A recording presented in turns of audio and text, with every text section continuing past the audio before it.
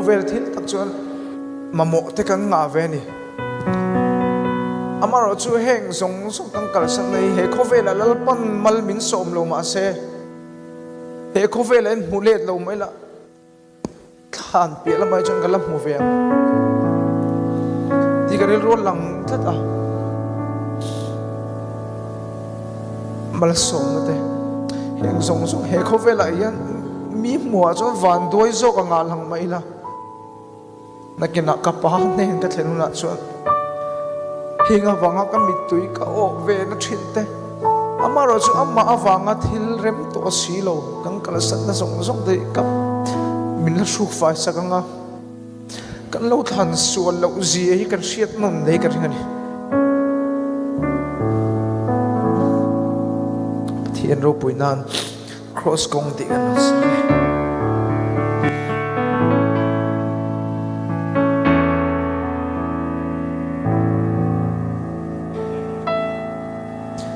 ka khwal zin kong ka fa vai na ka palal ramani silo amange fa vai na ani vangi trap to cross kong ka zo zela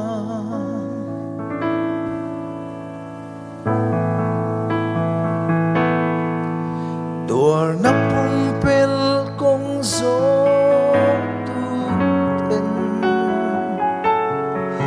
cross nung na naram lo si chi kazin kong sang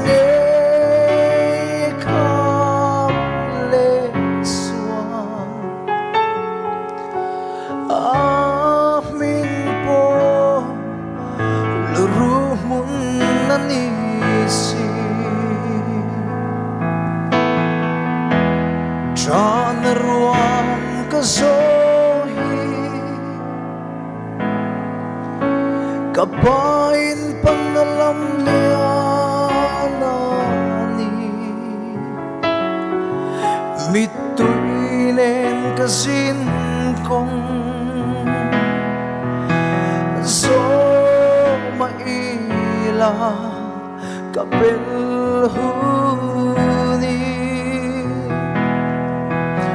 katsandan tumeldu liam nuka mui limin lamoy karem to trap chungi cross kong ka zo zela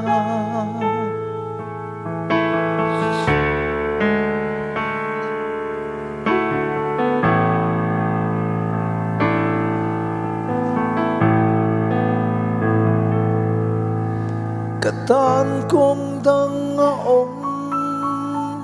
lom ni katan zayon panalam lian masekalal nen min kendon vangi trap cross kong ka zo zela tra na ruam ka zo kabain panalam lianani mituinen kasin kong zo kapelhuni katsandam tumeldu om liam nuka mui limin lamo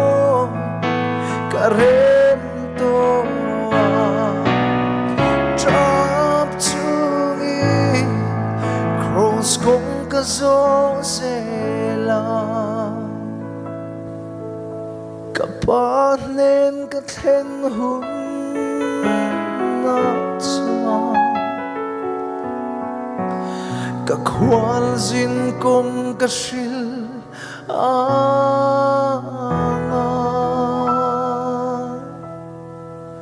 kamit tuy min shruk phai sakto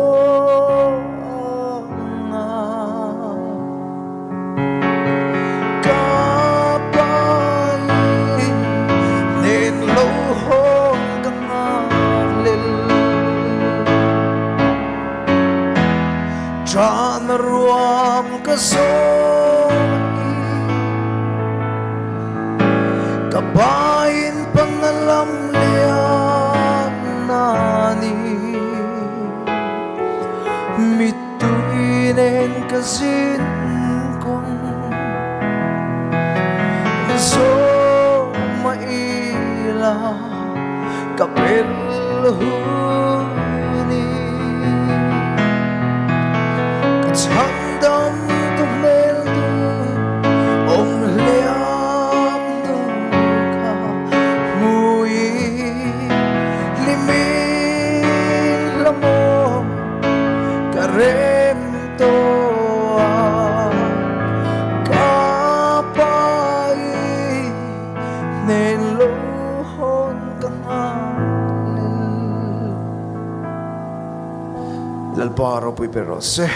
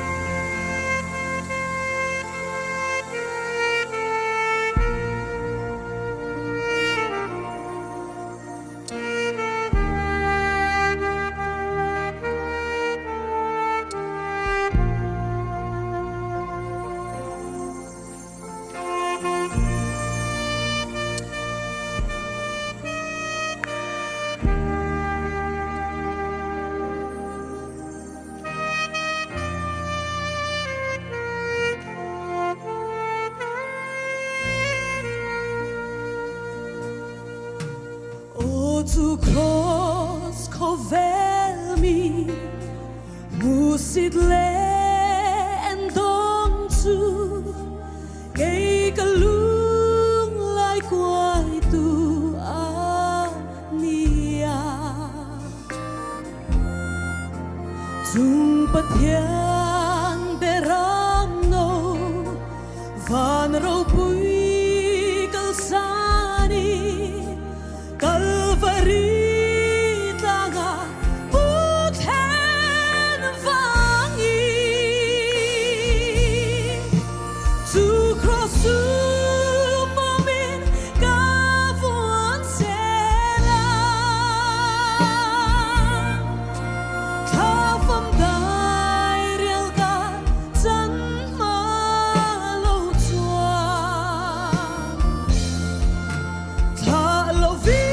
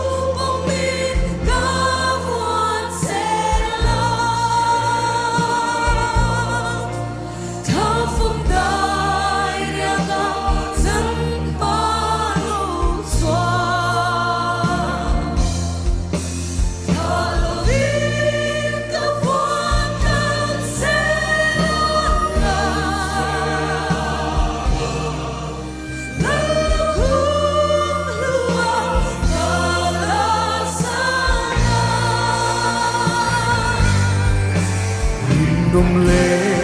nghiệt cá đi to cross to vanilla Sheong na le moal po don lovi Akina varina Bin la suai ko mga Sa tuanin ro'y nakansana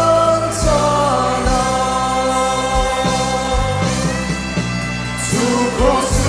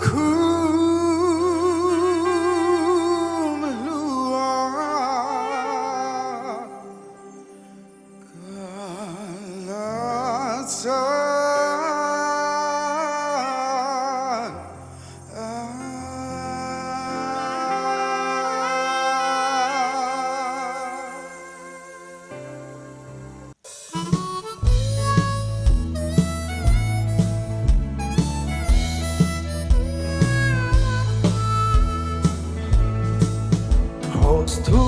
suboral me tak chuan at naani chandam me te tan chuan thil ti thei naani o cross mi ten musi in lo nol chin ma se Kay chu kadam na cross kathiam chan na ni Lomin kapuang seldo Lomin kapuang seldo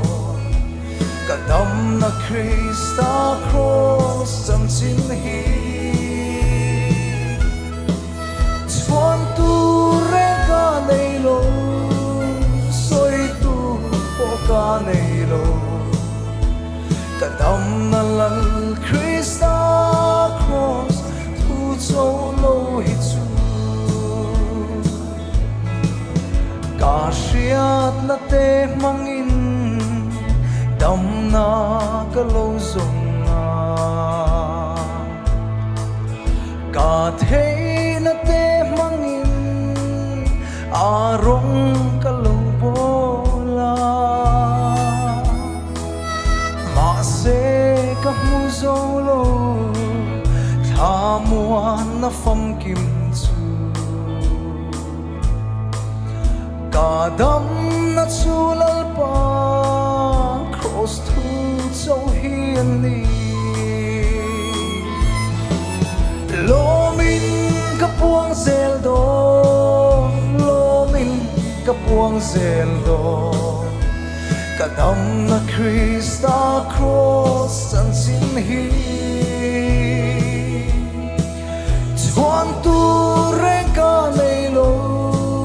Soi tu po ka nei lo Kadam na lal Krista cross Tu cho lo hi chu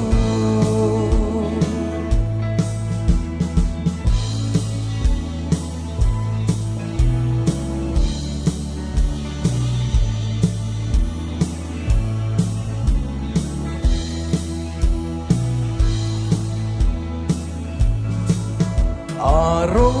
pui na silfe lipa mi zong tu chua Thil dang zong zong chanin hi mi rong thang ta Kei bo ka hlok na tu thil te chu ka san ni lal ka chan dam tu hi ka thang to so kang lo min ka puang zel do lo min ka puang zel do ka dam na Krista cross an sin hi chuan tu re ka nei lo soi tu po ka nei lo ka dam na lal Krista cross tu chong lo hi chu lir pui te lo ngin lung pui a lo khia buan zar lo ther chuakin khovel po a thing zo tiang e ma thil ti thei cross thi na ro pui hia